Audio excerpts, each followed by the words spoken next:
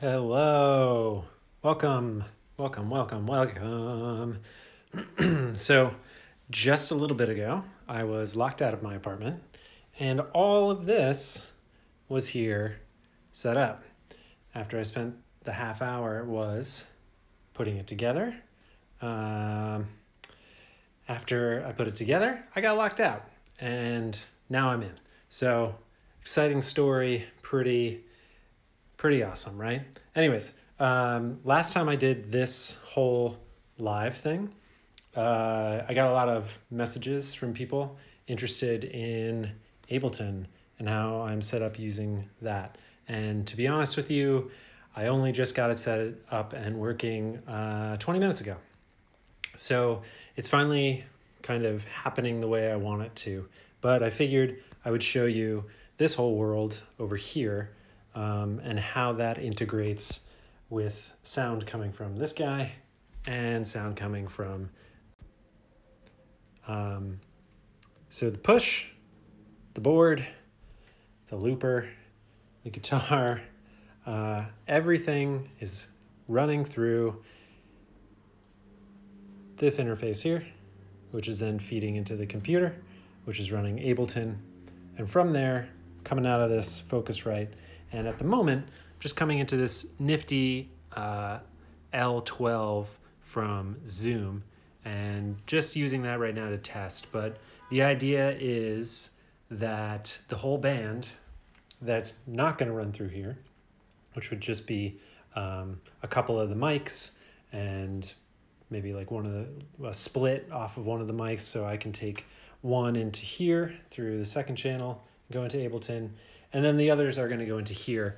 And then this thing is really nifty because it is a mixing console, but it's also an awesome built-in recorder. And what this will do is take all 12 of your inputs, or really like 10 because these two are stereo, and break them out onto an SD card so you can load this into Pro Tools, which is pretty dang cool. You can even take a stereo mix down as well as a separate channel. And the board is actually really simple to use. I thought it was going to be a little bit of a learning curve, but it's not. Like all things with Zoom, you pretty much turn it on and you can't but help to make it work. And it even has this really awesome little slate button, which has a little mic here, so you could just yell into it little things if you need to, like this is take two or sound check or something like that. So at the moment, I'm just running, this is Ableton, the output of Ableton coming into this one channel. And you have this monitor section here, which is really great because you can actually have 5 headphones and a separate feed to an actual monitor. So day of the show, what I'm going to do is take everybody into the board and then just send the master out to the little mixer. And I'm going to do all the live mixing here because I'm a mixer. And for this show coming up, there isn't a sound guy. So it's all on me, which is great. So let's start at the beginning, I guess, right? Let's do this until y'all get bored or whatever. So this is my main guitar. It's a Fender Classic Player Jazzmaster, and I get a lot of questions on that, but it's actually just a standard Classic Player guitar that has a bunch of modifications, such as the mastery bridge and tremolo, a couple of hand-wound pickups from the Creamery, swapped out the pots here and the switcher, and had the rhythm circuit clipped. And then up here, put a new nut in and this little thing. So tons of stuff you can do. Oh, and the tuners are different as well. Tons of stuff you can do with the base model guitar. When you spend a little less up front, you can spend some time really upgrading it to be exactly what you want, which I've done. And then I have these great Divine Noise cables from a gentleman out in Portland, Oregon. And they're awesome. They're really great. I've had them for 5-6 years now, and they just hold up really well. So yeah, here is the board, and I can go into detail on that, as much or as little as people would want. But basically the flow is starting here now. And for anybody that knows my board or the stuff that I've had before, everything just was coming right into the Polytune and starting the chain there. So now I've added this little Red Panda mixer, which allows me the ability to put in 3 inputs into the board and have a mixing stage right at the beginning, which is pretty sick. So as it is right now, comes into the Red Panda mixer, single output into the Polytune, and then it follows my standard chain, which I'm going to blast through right now. And if you have any questions, just ask me, and I'll stop and go back. So from the Polytune, it goes to the EP booster, which I just use on all the time, which is actually kind of goosed a little bit right now. But it just gives that little bit of, I don't know, boost up front. And then from that, I immediately hit the Infinite Jets. And I try to keep that, the signal going into that as clean as possible, because this thing just mangles and does all weird stuff anyways. So just my preference. You can do whatever you want, though. I really don't care. So from that, I run out into my Fuzz Factory, which, if, again, you know my board, I'm now missing the Walrus Fuzz, and the Red Panda mixer took its place. But the Fuzz Factory can get crazy, and it can also be really standard and nice. So that stays. It wins. From that fella, I run down into the Analog Man King of Tone, which is more or less a mainstay now. From that, I go to the Hot Cake, which I used to use in the band I was in, and not so much these days, just because these 2 sides here can be so flexible. But it's there, I guess, for options. From the Hot Cake, we go into the Count to 5, which is the first looper on the board that we encounter. And I put this in front of the Avalanche Run so that I can take a loop in here and further delay it and wash it out. So affecting the loop, and you'll notice I kind of do that throughout the board, is everywhere that I have a looper, I have an effect usually after it, so that I can wash it out or just keep dumping down the line. So yeah, I know, enthralling stuff. So we'll go from this over to the Neo Clone, which I totally love, and it's a completely underrated pedal. It can do that nice big hollow 80s chorus, but it can also do the really tight and springy Schofield stuff, and that's what I love that for. And that's basically on here for that one setting, because I have the Chase Bliss warped vinyl over here, which I love using just for subtle seasick stuff. But yeah, basically everything that's on here is to make a pretty sound, I guess. Yeah, so this further makes a pretty sound, wishy-washy, which I love. And then from there, we go right into the Therme. So you can get some really cool stuff between these 2 cousins here. You can really get some warble happening once you feed into the Therme, and that does excellent pitch, bending, delay, all that stuff. It's fun to feed other instruments into it. That's why I have this mixer now. So I can feed in an XLR to a 1/4 inch, and we can get a mic, or we have a mic running through another looper for the other instrumentalist. And all of that stuff can come in here, and French horn and saxophone and all this stuff through a Therme is just absolutely wild. So yes, moving right along. A little bit hard on the top row, but we have the Flint, which you know what it does, and it's great at doing. The El Cap, which you know what it does, and it's fantastic at doing, and can even be another looper. But I use it just mainly on the multi-tape head and on mode C for you nerds.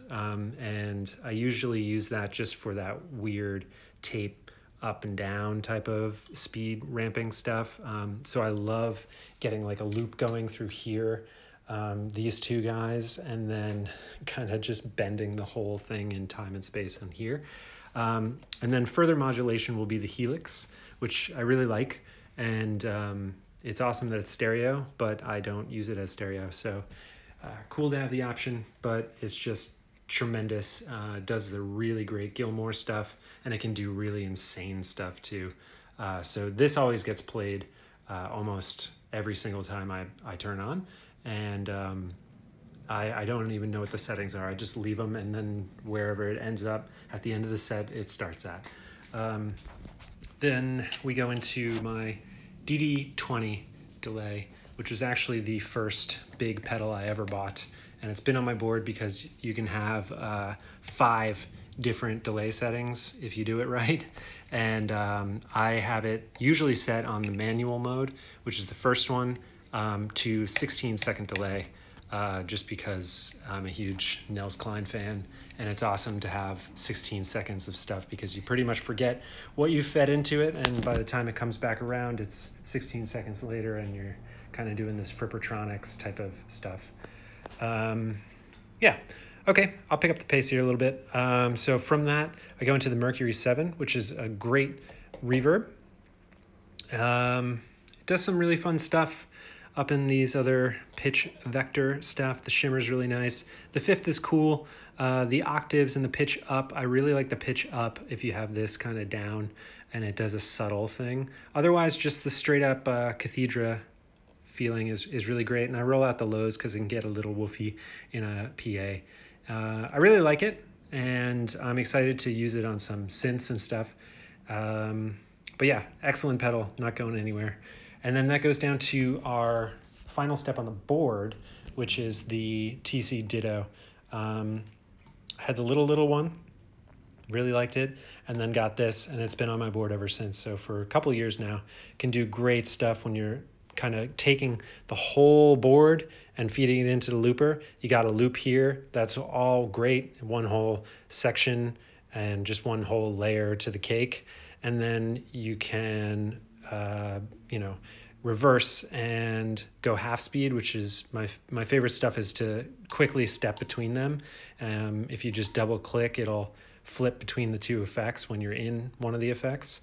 So it gets really glitchy and weird, which I then like to feed into the boomerang. So you can actually capture a loop of a loop, a loop of a loop of a loop, man.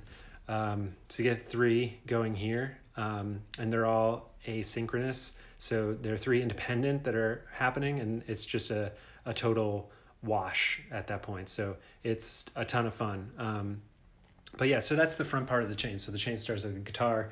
We go through the board. From the board, we go down to the boomerang.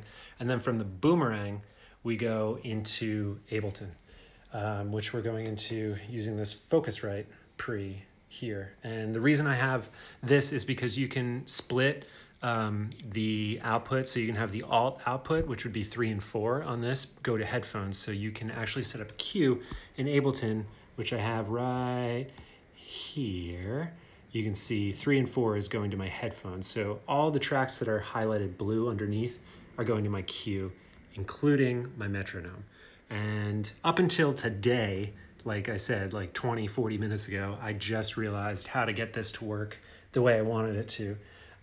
So how I have Ableton set up and running is essentially like a gigantic boomerang, in that I have, let's try this. Let's see how this goes.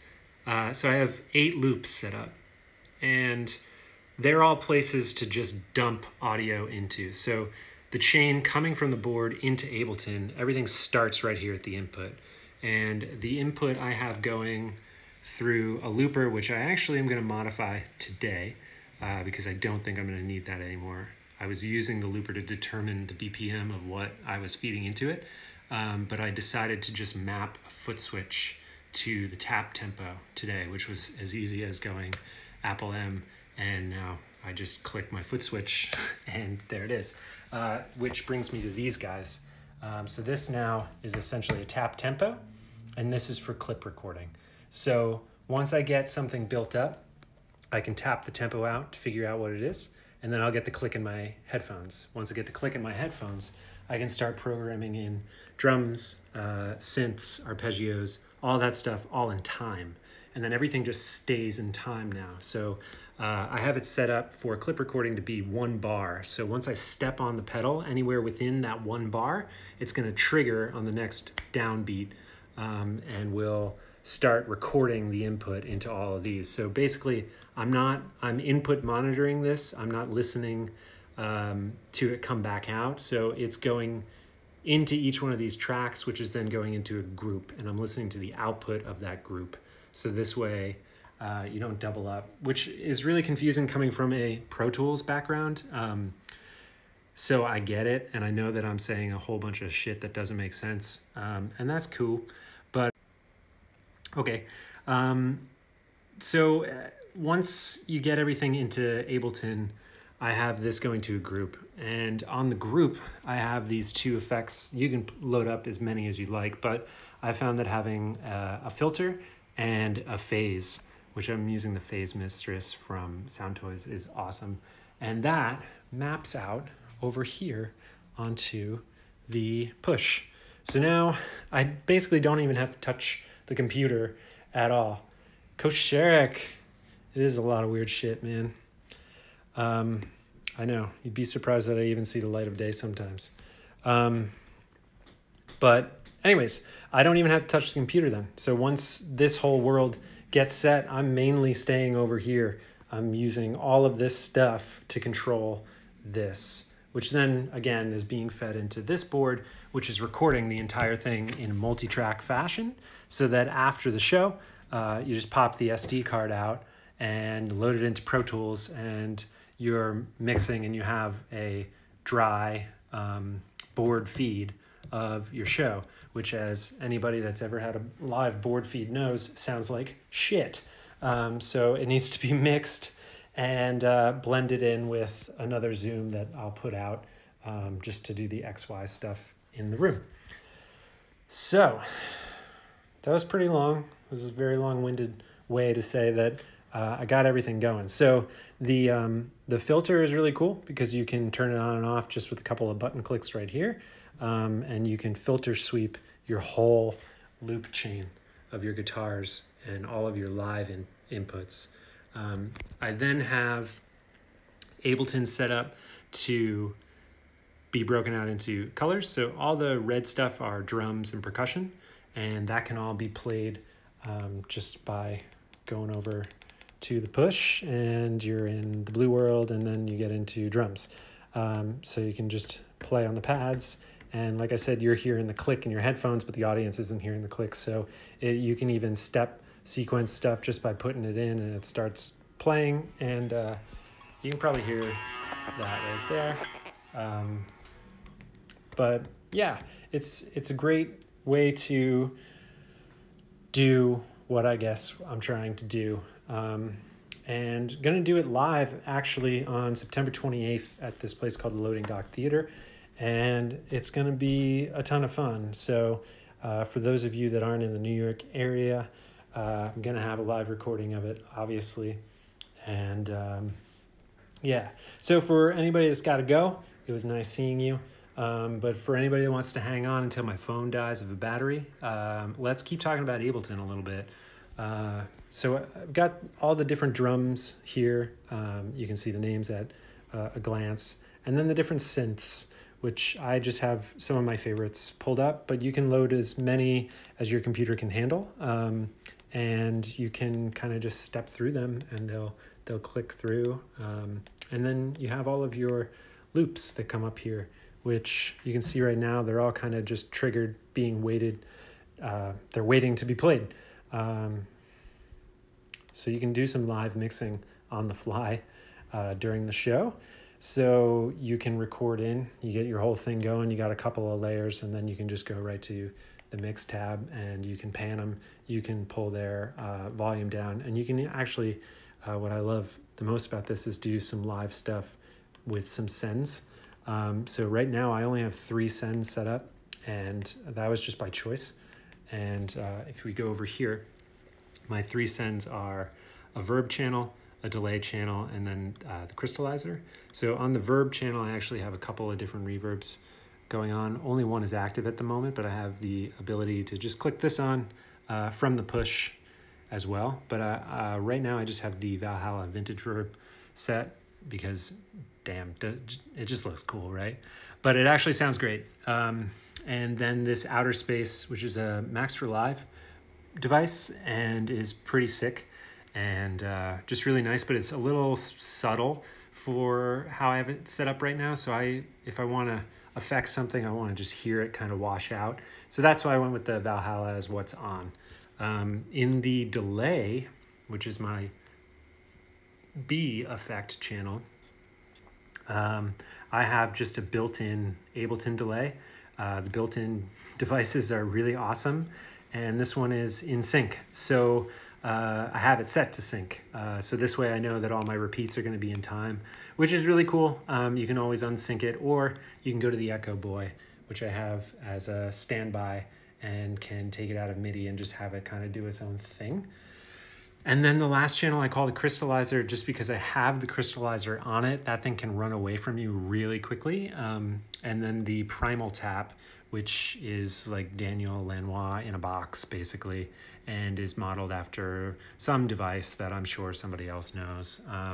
But it's pretty cool, and you can do the really, really long, just time stretchy delays. So yeah, so there's effects on effects on effects. And then on the master, I do have just a limiter set, so you can't get above 0, just for safety. It's not really doing all that much. And then, of course, controlling the level being sent to the board, which is being sent to the house. So from the board in there, and then that's going to effectively be the send to the house, which I could either run right out of there, but in the case of the show coming up, going to feed just from this into their board. Yeah, that kind of goes over just how everything's set up right now.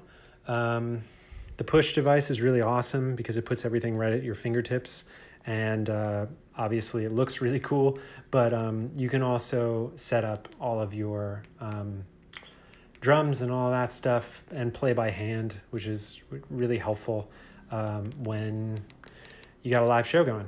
So needless to say, the unfun stuff is the techie stuff, which is behind the scenes. I have the Ableton drive running here, and then these are all the samples for the synths running off a SSD drive, which is going into a powered hub with the iLock and the interface, which Ableton is also going into the computer, going straight in, so there's no latency. And then everything is being powered by 2 strips, so nothing frightening at all about any of this. Definitely nothing can go wrong, right? But yeah, the whole board is being powered by 2 power bricks, one Strymon Zuma, which is just an incredible box there of power, and the other by True Tone, which I truly love. And it's all on a Pedal Train Novo, which, yeah, it's super heavy, it's super big, it's clunky. Definitely need to drive to the show now. And most of it gets packed away into this Pelican case that I spent a weekend wrestling with. And yeah, thank you very much for watching. And I can do some more. Just like last time, I got a bunch of comments of people that watched after the fact and had some more questions. So if that is the case, hit me up. Always happy to chat about this whole process. And as always, the Ableton thing is kind of an ongoing mess that I'm trying to sort out. So if you are interested in Ableton, or if you are an Ableton power user and you're looking at this and you're going, oh, why aren't you doing it that way? Let me know, because I want to learn more about this. But until then, it was great chatting to you, and I'll see you guys soon.